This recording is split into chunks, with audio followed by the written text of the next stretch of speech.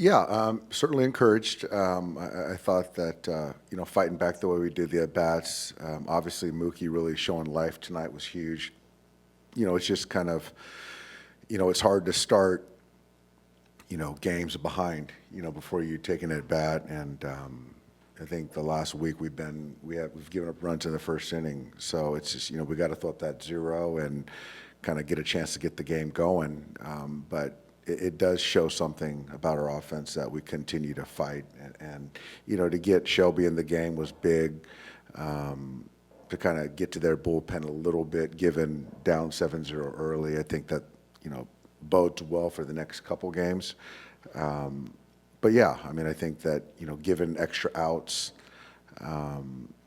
things like that, for a team right now that doesn't strike out a lot of guys, when the ball's in play, we've got to make plays that we need to make, and we also got to get strike one and things like that. So at the end of the day, it was good to see Landon chew up 5 innings to kind of get to the next day, but it's still a loss.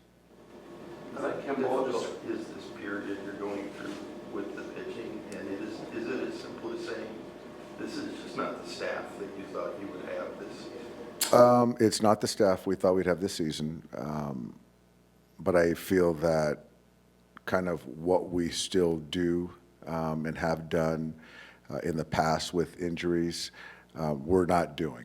And I say that in the sense of getting ahead of hitters and keeping the ball in the ballpark. But yeah, we're not, obviously we're banged up a little bit on the pitching side of things. I think the offense is going well, but with that, we still got to make sure our defense is tightened up to give the pitchers the best chance to have success when they do get that opportunity.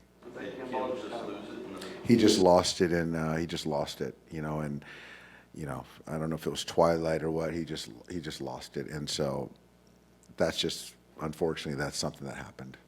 The decision to play him out there and Edmund at second, just more of just kind of Tommy played center yesterday, and the idea of trying to take care of his ankle, because when he gets top speed, that's what kind of potentially could put him in harm's way. So trying to take care of him on a back-to-back. He'll be down tomorrow, and just kind of that's the kind of the thought behind it.